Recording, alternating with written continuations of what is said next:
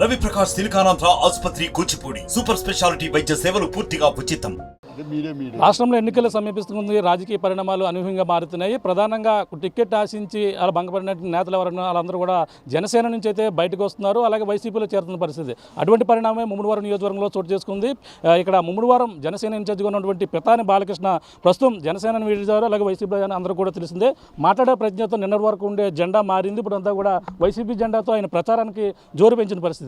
Sir చెప్పండి, ఏంటి ముమ్మడివారం నియోజకవర్గంలో గత నుంచి జనసేన నుంచి మీరు ఇన్ఛార్జిగా ఉన్నారు. 2019 ఎన్నికల్లో మీరు కూడా పోటీ బరిలో ఉన్నారు. ఇప్పుడు వైసీపీ నుంచి అభ్యర్థిని గెలిపించడానికి ఏ విధంగా కృషి చేస్తున్నారు? మరి ఆర్టీవీ వారికి ప్రేక్షకులందరికీ నమస్కారం. ఇప్పుడు పార్టీ మారడం కదా, ఇది నా తల్లి పార్టీ. వాస్తవంగా చెప్పాలంటే మూడు సంవత్సరాలు 3 నెలలు నేను రాజకీయాల్లో రావడమే. నేను జగన్మోహన్ రెడ్డి గారు స్ఫూర్తిగా ఆయన మీద ఇష్టపడి నేను రాజకీయాల్లో ఉద్యోగం వదులుకొని రావడం జరిగింది.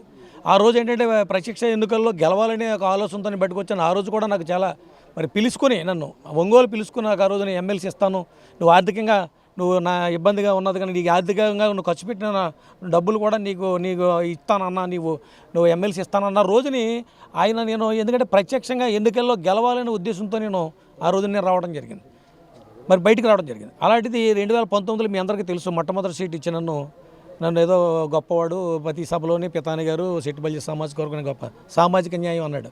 ఎక్కడ సామాజిక 2024 వచ్చేసరికి మొత్తం టిక్కెట్లన్నీ మొత్తం తెలుగుదేశం పార్టీకి అమ్ముకున్నాడు.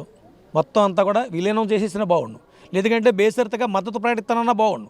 ఇలా రాష్ట్రంలో చూసుకుంటే ఏ ఒక్కడికి కూడా అటు మరి ధర్మవరం చూసుకుంటాడు చిలక మధుసూదన్ రెడ్డి కానీ, రియాజ్ కానీ, శ్రీనివాస్ యాదవ్ కానీ, పోతున్న మహేష్ కానీ, జైలు చేసిన మరి వైజాగ్లో చాలామంది ఇన్ఛార్జీలు, ప్రతి ఒక్క ఇన్ఛార్జి కూడా వేళ అతను సొంత ప్రయోజనాల కోసం వీళ్ళ పార్టీని తాగడబెట్టాడు.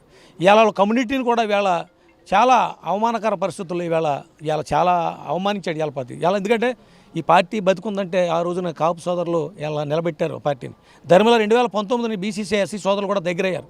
మొత్తం సర్వనాశనం చేశాడు, మొత్తం పార్టీని మొత్తం అస్తవ్యస్తం చేసి కుక్కల సింపిని విస్తర చేసి మరి చంద్రబాబు నాయుడు కాళ్ళ దగ్గర పెట్టాడు ఈ పార్టీని. ఏ ఒక్కడో కూడా మరి సుఖంగా లేడు ఈ పార్టీలో. మొత్తం భవిష్యత్తు అంతా అంధకారం అయిపోయింది. ఇలాంటి టైంలో కనీసం నాకు ముమ్మడివారంగా సీటు ఇవ్వకపోయినప్పుడు రామచంద్రపురం ఇస్తారని ఆశించారు ప్రజలందరూ కూడా. ఇక్కడ ఈ ముమ్మడివారం నియోజకవర్గంలో నాకు అన్ని కులాలు అన్ని పార్టీలు కూడా అభిమానించే నాయకుడిగా నేను మంచి పేరు సంపాదించుకున్నాను. అలాంటి తరుణంలో కనీసం ఏంటనేది కూడా చెప్పకుండా కనీసం మరి ఆయన చేయటం చాలా బాధాకరం.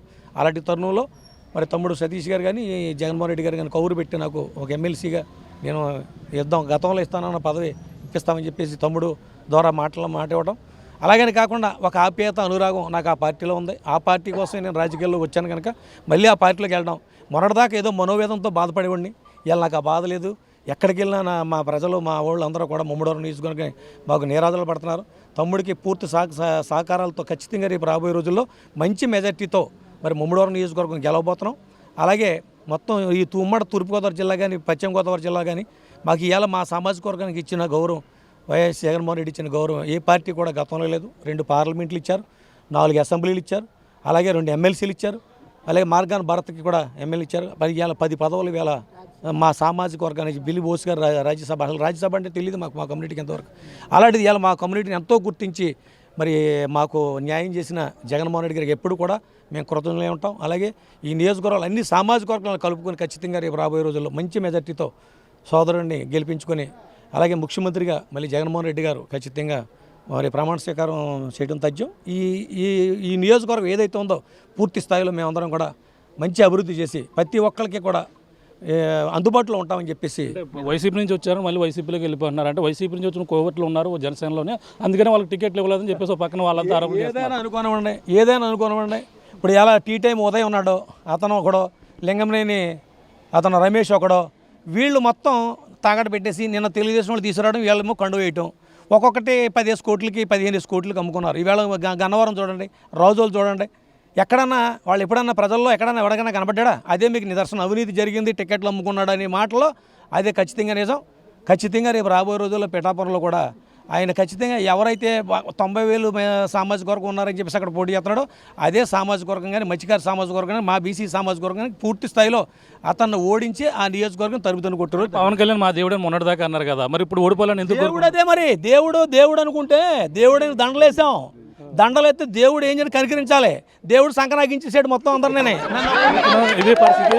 ప్రధానంగా ఇక్కడ ముమ్మడివరంలో అనూహ్య పరిణామాలు అయితే చూడుకున్నాయని చెప్పాలి. ముమ్మడివరం నియోజకవర్గం నుంచి అయితే ఇప్పుడు గతంలో 2019లో జనసేన నుంచి పోటీ చేసినటువంటి పితాని బాలకృష్ణ ఇప్పుడు మళ్ళీ తిరిగి వైసీపీలోకి వెళ్ళారు. వైసీపీలోకి వెళ్తే ఇప్పుడు ఉన్నటువంటి వైసీపీ అభ్యర్థి ప్రధానంగా ఆయనకి సపోర్ట్ చేసేందుకు పొన్నాడ సతీష్కు గెలుపుకు కృషి చేస్తాం. అలాగే బీసీ సామాజిక వర్గం కావచ్చు, అలాగే చెట్టిపల్లి కావచ్చు, మత్స్యకారులు అందరూ కూడా వైసీపీ వెంట ఉన్నారు. అందరూ కూడా ఏదేమైనా పవన్ కళ్యాణ్ అందరినీ కూడా మోసం చేశారు, ఆ పార్టీని మొత్తం టీడీపీకి తాకడ పెట్టారంటూ పితాని బాలకృష్ణ అయితే ఆ తీవ్రమైన ఆసక్తికర కామెంట్స్ కూడా చేసిన పరిస్థితి ఉంది. ఏదేమైనా ముమ్మడివరం నియోజకవర్గంలో వైసీపీ పొన్నాడ సతీష్ని గెలిపించేందుకు, అలాగే జనసేన ఎక్కడైతే పోటీ అక్కడ కూడా అన్ని తప్పకుండా ఓడి తీరుతుందని చెప్పేసి ఇప్పుడు ఉన్నటువంటి పితాని బాలకృష్ణ చెప్తున్న పరిస్థితి ప్రధానంగా ఉందని చెప్పాలి. ఇది కూడా ఉన్న తాజా పరిస్థితి. కెమెరా రాముతో ప్రకాష్, RTV, ముమ్మడివరం నుంచి.